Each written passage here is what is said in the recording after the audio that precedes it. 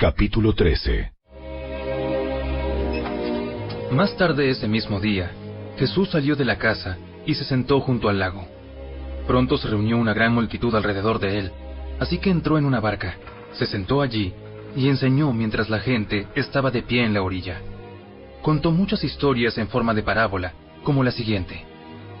Escuchen, un agricultor salió a sembrar.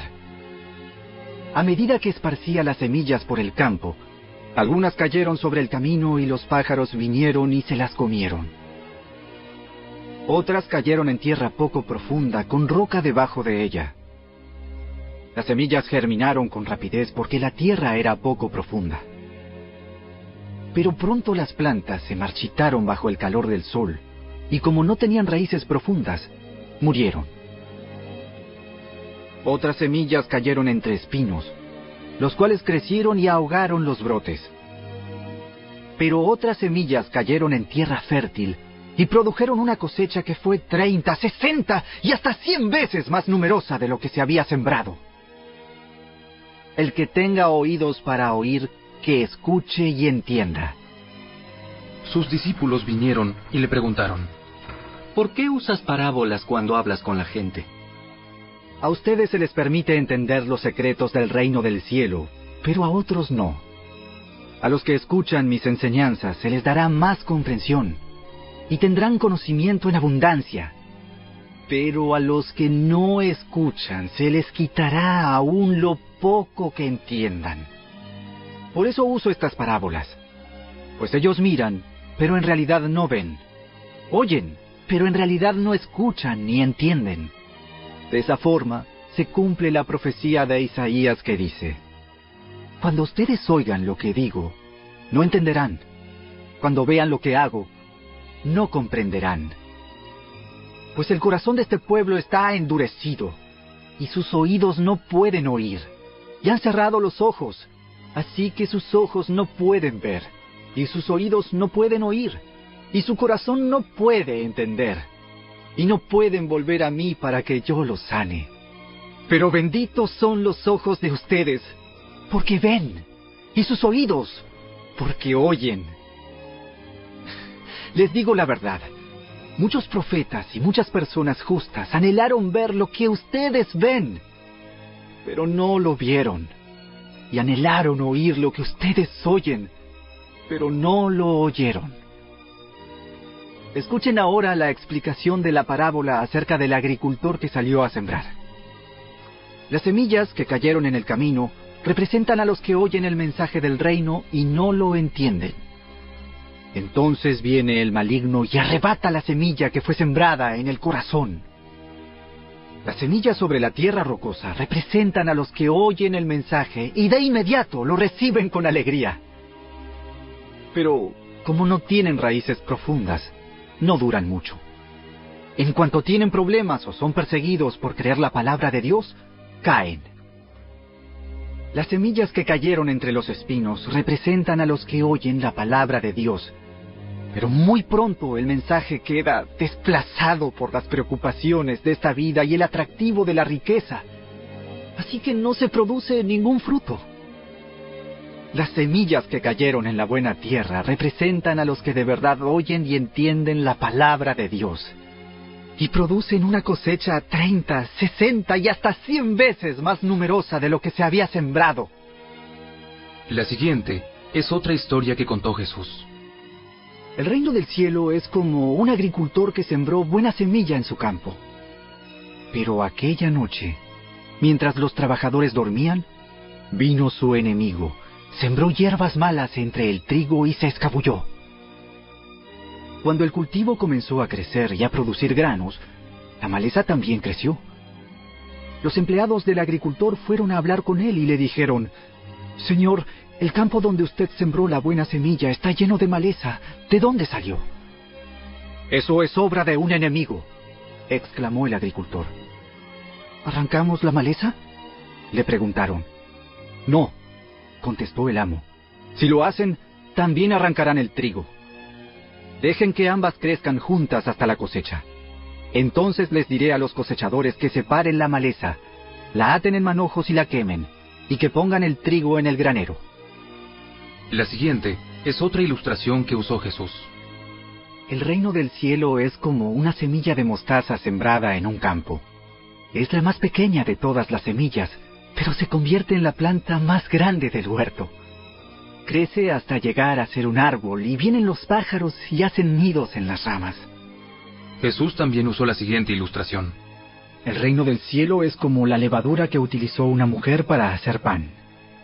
Aunque puso solo una pequeña porción de levadura en 3 medidas de harina, la levadura impregnó toda la masa. Jesús siempre usaba historias e ilustraciones como esas cuando hablaba con las multitudes. De hecho, nunca les habló sin usar parábolas. Así se cumplió lo que había dicho Dios por medio del profeta. Les hablaré en parábolas. Les explicaré cosas escondidas desde la creación del mundo. Luego, Jesús dejó a las multitudes afuera y entró en la casa. Sus discípulos le dijeron: Por favor, explícanos la historia de la maleza en el campo. El Hijo del Hombre es el agricultor que siembra la buena semilla. El campo es el mundo, y la buena semilla representa a la gente del reino. La maleza representa a las personas que pertenecen al maligno. El enemigo que sembró la maleza entre el trigo es el diablo. La cosecha es el fin del mundo, y los cosechadores son los ángeles. Tal como se separa la maleza y se quema en el fuego, así será en el fin del mundo.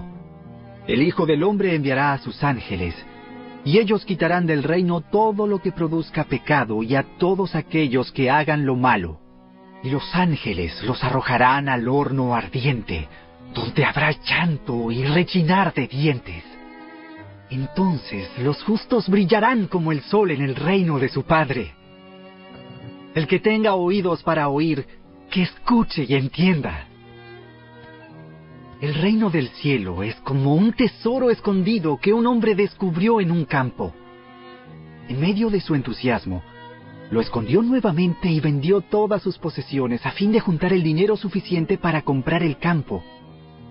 Además, el reino del cielo es como un comerciante en busca de perlas de primera calidad. Cuando descubrió una perla de gran valor, vendió todas sus posesiones y la compró. También el reino del cielo es como una red para pescar, que se echó al agua y atrapó toda clase de peces. Cuando la red se llenó, los pescadores la arrastraron a la orilla, se sentaron y agruparon los peces buenos en cajas, pero desecharon los que no servían. Así será en el fin del mundo. Los ángeles vendrán y separarán a los perversos de los justos, y arrojarán a los malos en el horno ardiente, donde habrá llanto y rechinar de dientes. ¿Entienden todas estas cosas? Sí, las entendemos. Todo maestro de la ley religiosa que se convierte en un discípulo del reino del cielo es como el propietario de una casa, que trae de su depósito joyas de la verdad, tanto nuevas como viejas. Cuando Jesús terminó de contar esas historias e ilustraciones, salió de esa región. Regresó a Nazaret, su pueblo. Cuando enseñó allí en la sinagoga, todos quedaron asombrados y decían: ¿De dónde saca esa sabiduría y el poder para hacer milagros? Y se burlaban. No es más que el hijo del carpintero, y conocemos a María, su madre, y a sus hermanos, Santiago, José, Simón y Judas. Todas sus hermanas viven aquí mismo entre nosotros. ¿Dónde aprendió todas esas cosas? Se sentían profundamente ofendidos y se negaron a creer en él. Entonces Jesús les dijo: Un profeta recibe honra en todas partes, menos en su propio pueblo y entre su propia familia. Por lo tanto, hizo solamente unos pocos milagros allí, debido a la incredulidad de ellos.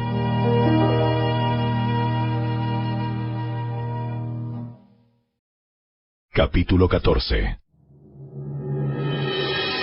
Cuando Herodes Antipas, el gobernante de Galilea, oyó hablar de Jesús, les dijo a sus consejeros: Este debe ser Juan el Bautista, que resucitó de los muertos.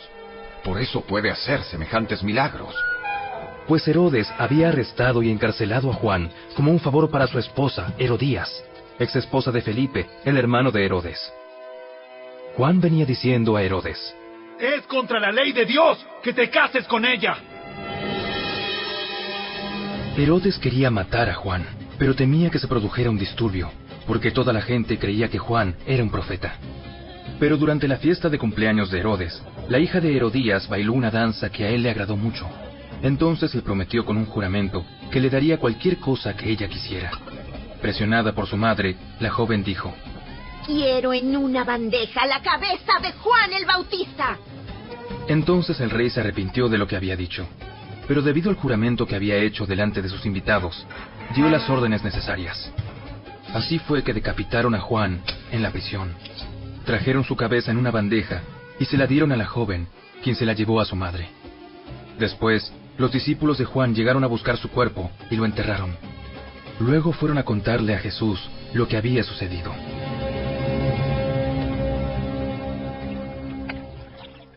En cuanto Jesús escuchó la noticia, salió en una barca a un lugar alejado para estar a solas. Pero las multitudes oyeron hacia dónde se dirigía y lo siguieron a pie desde muchas ciudades. Cuando Jesús bajó de la barca, vio a la gran multitud, tuvo compasión de ellos y sanó a los enfermos. Esa tarde, los discípulos se le acercaron y le dijeron: Este es un lugar alejado y ya se está haciendo tarde. Despide a las multitudes para que puedan ir a las aldeas a comprarse comida. Eso no es necesario. Denles ustedes de comer. Pero lo único que tenemos son 5 panes y 2 pescados. Tráiganlos aquí. Luego le dijo a la gente que se sentara sobre la hierba. Jesús tomó los 5 panes y los 2 pescados, miró hacia el cielo y los bendijo. Después partió los panes en trozos y se los dio a sus discípulos, quienes los distribuyeron entre la gente. Todos comieron cuanto quisieron, y después los discípulos juntaron 12 canastas con lo que sobró. Aquel día, unos 5,000 hombres se alimentaron, además de las mujeres y los niños. Inmediatamente después, Jesús insistió en que los discípulos regresaran a la barca y cruzaran al otro lado del lago, mientras él enviaba a la gente a casa. Después de despedir a la multitud, subió a las colinas para orar a solas. Estando allí solo, cayó la noche. Mientras tanto, los discípulos se encontraban en problemas lejos de tierra firme, ya que se había levantado un fuerte viento y luchaban contra grandes olas. A eso de las 3 de la madrugada, Jesús se acercó a ellos caminando sobre el agua. Cuando los discípulos lo vieron caminar sobre el agua, quedaron aterrados. Llenos de miedo, clamaron: ¡Es un fantasma! Pero Jesús les habló de inmediato. No tengan miedo, tengan ánimo. Yo estoy aquí. Entonces Pedro lo llamó. Señor, si realmente eres tú, ordéname que vaya hacia ti caminando sobre el agua. Sí, ven. Entonces Pedro se bajó por el costado de la barca y caminó sobre el agua hacia Jesús. Pero cuando vio el fuerte viento y las olas, se aterrorizó y comenzó a hundirse. ¡Sálvame, Señor! De inmediato, Jesús extendió la mano y lo agarró. Tienes tan poca fe. ¿Por qué dudaste de mí? Cuando subieron de nuevo a la barca, el viento se detuvo. Entonces los discípulos lo adoraron. ¡De verdad! ¡Eres el Hijo de Dios! Después de cruzar el lago, arribaron a Genesaret. Cuando la gente reconoció a Jesús, la noticia de su llegada corrió rápidamente por toda la región, y pronto la gente llevó a todos los enfermos para que fueran sanados. Le suplicaban que permitiera a los enfermos tocar al menos el fleco de su túnica, y todos los que tocaban a Jesús eran sanados.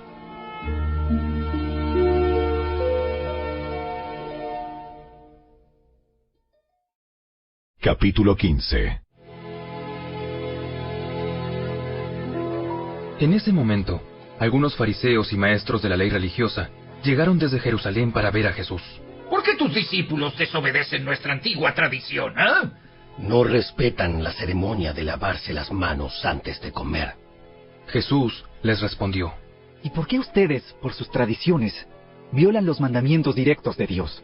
Por ejemplo, Dios dice: honra a tu padre y a tu madre, y cualquiera que hable irrespetuosamente de su padre o de su madre tendrá que morir.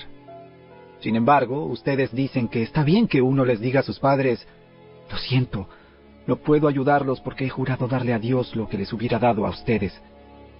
De esta manera, ustedes afirman que no hay necesidad de honrar a los padres, y entonces anulan la palabra de Dios por el bien de su propia tradición. ¡Hipócritas! Isaías tenía razón cuando profetizó acerca de ustedes, porque escribió: este pueblo me honra con sus labios, pero su corazón está lejos de mí. Su adoración es una farsa, porque enseñan ideas humanas como si fueran mandatos de Dios. Luego Jesús llamó a la multitud para que se acercara y oyera. Escuchen y traten de entender. Lo que entra por la boca no es lo que los contamina. Ustedes se contaminan por las palabras que salen de la boca. Entonces los discípulos se acercaron y le preguntaron: ¿Te das cuenta de que has ofendido a los fariseos con lo que acabas de decir? Jesús contestó: Toda planta que no fue plantada por mi Padre Celestial será arrancada de raíz. Así que no les hagan caso. Son guías ciegos que conducen a los ciegos. Y si un ciego guía a otro, los dos caerán en una zanja. Entonces Pedro le dijo a Jesús: Explícanos la parábola que dice que la gente no se contamina por lo que come. ¿Todavía no lo entienden? Todo lo que comen pasa a través del estómago y luego termina en la cloaca. Pero las palabras que ustedes dicen provienen del corazón. Eso es lo que los contamina. Pues del corazón salen los malos pensamientos, el asesinato, el adulterio, toda inmoralidad sexual, el robo, la mentira y la calumnia. Esas cosas son las que los contaminan. Comer sin lavarse las manos nunca los contaminará. Luego Jesús salió de Galilea y se dirigió al norte, a la región de Tiro y Sidón. Una mujer de los gentiles que vivía allí se le acercó y le rogó: Ten misericordia de mí, oh Señor, hijo de David. Pues mi hija está poseída por un demonio que la atormenta terriblemente. Pero Jesús no le contestó ni una palabra. Entonces sus discípulos le pidieron que la despidiera. Dile que se vaya. Nos está molestando con sus súplicas. Entonces Jesús le dijo a la mujer: Fui enviado para ayudar solamente a las ovejas perdidas de Dios, el pueblo de Israel. Ella se acercó y lo adoró, y le rogó una vez más: Señor, ayúdame. No está bien tomar la comida de los hijos y arrojársela a los perros. Es verdad, Señor. Pero hasta los perros se les permite comer las sobras que caen bajo la mesa de sus amos. Apreciada mujer, tu fe es grande. Se te concede lo que pides. Y al instante, la hija se sanó.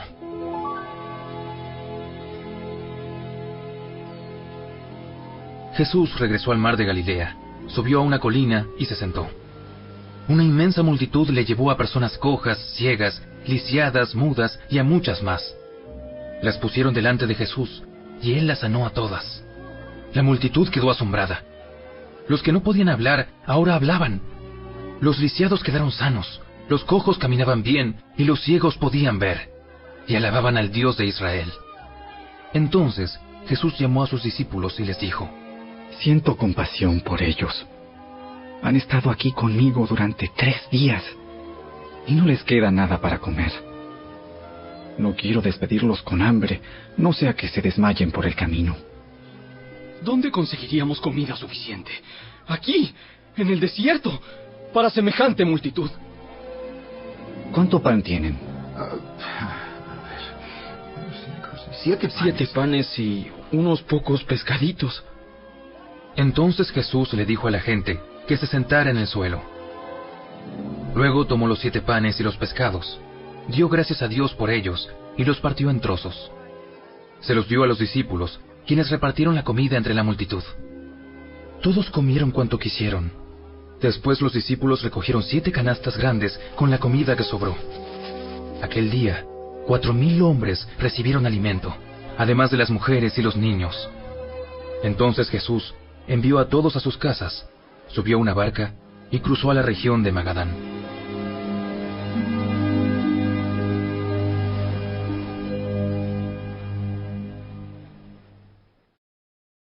Capítulo 16. Cierto día, los fariseos y saduceos se acercaron a Jesús para ponerlo a prueba, exigiéndole que les mostrara una señal milagrosa del cielo para demostrar su autoridad. Él respondió: Ustedes conocen el dicho: si el cielo está rojo por la noche, mañana habrá buen clima. Si el cielo está rojo por la mañana, habrá mal clima todo el día. Saben interpretar las señales del clima en los cielos, pero no saben interpretar las señales de los tiempos. Solo una generación malvada y adúltera reclamaría una señal milagrosa. Pero la única señal que les daré es la del profeta Jonás. Luego Jesús los dejó y se fue. Más tarde, cuando ya habían cruzado al otro lado del lago, los discípulos descubrieron que se habían olvidado de llevar pan. ¡Atención! Tengan cuidado con la levadura de los fariseos y con la de los saduceos. Al oír esto, comenzaron a discutir entre sí, pues no habían traído nada de pan. Jesús supo lo que hablaban, así que les dijo: Tienen tan poca fe. ¿Por qué discuten los unos con los otros por no tener pan? ¿Todavía no entienden? ¿No recuerdan los 5,000 que alimenté con 5 panes y las canastas con sobras que recogieron? Ni los 4,000 que alimenté con 7 panes, ni las grandes canastas con sobras que recogieron. ¿Por qué no pueden entender que no hablo de pan? Una vez más les digo, tengan cuidado con la levadura de los fariseos y de los saduceos. Entonces, al fin, comprendieron que no les hablaba de la levadura del pan, sino de las enseñanzas engañosas de los fariseos y de los saduceos. Cuando Jesús llegó a la región de Cesarea de Filipo, les preguntó a sus discípulos: ¿Quién dice la gente que es el Hijo del Hombre? Bueno, algunos dicen Juan el Bautista, otros dicen Elías, y otros dicen Jeremías o algún otro profeta. ¿Y ustedes? ¿Quién dicen que soy? Simón Pedro contestó: Tú eres el Mesías, el Hijo del Dios viviente.